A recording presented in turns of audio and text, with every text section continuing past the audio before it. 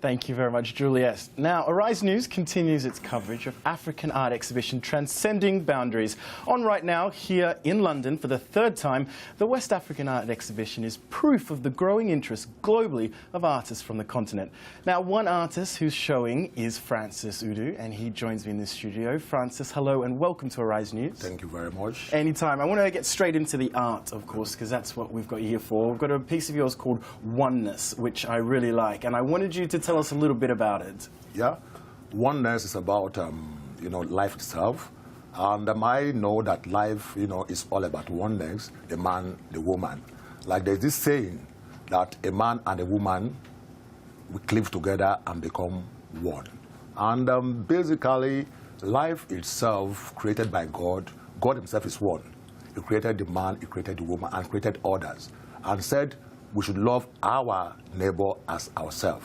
So from that, oneness, I think, should remain the essence of life, doing unto one another as you wish other to do unto you. And if everybody believes in that oneness theory, I think there won't be a problem on earth today.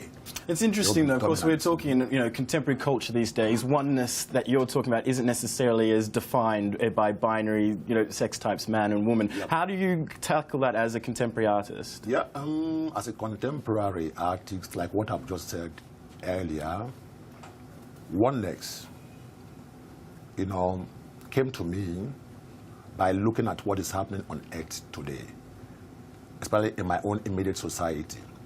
The Aabru, the Yoruba, the Hausa, and so on and so on.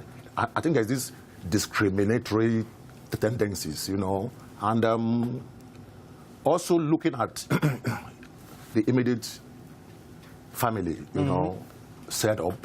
A parents may have 2 or 3 children, and they tend to favor one, than the other, And I think we should have that spirit of one looking at himself and others as one. Talking about oneness there, we've almost got a little bit theological on it, but I want to go back to when you were studying in school, and you were quite good at the sciences. And was that looking like that was going to be your career for a while? While I was in school, my parents forced me. They wanted me to become a medical doctor. Like gone are the days in the 60s, in the 50s, in the 70s, in the 80s.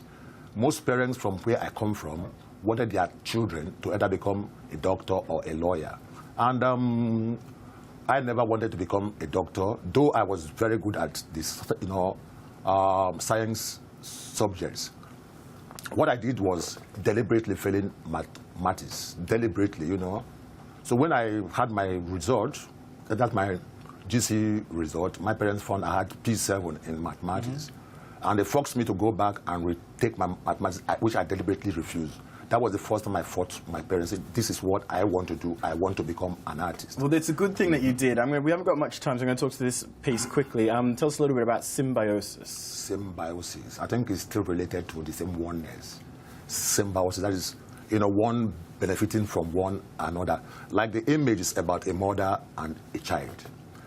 From Africa, Nigeria, where I come from, most parents, they vex on their children to get from their children when they are at older age, So there's this symbiosis. If you look at that sculpture critically, you see the child looking onto the mother and the mother looking down onto the child. I think that is what brought about symbiosis. Francis Uduh, thank you very much for coming on the program. I encourage everyone to get down to Transcending Boundaries at the Lacey Contemporary.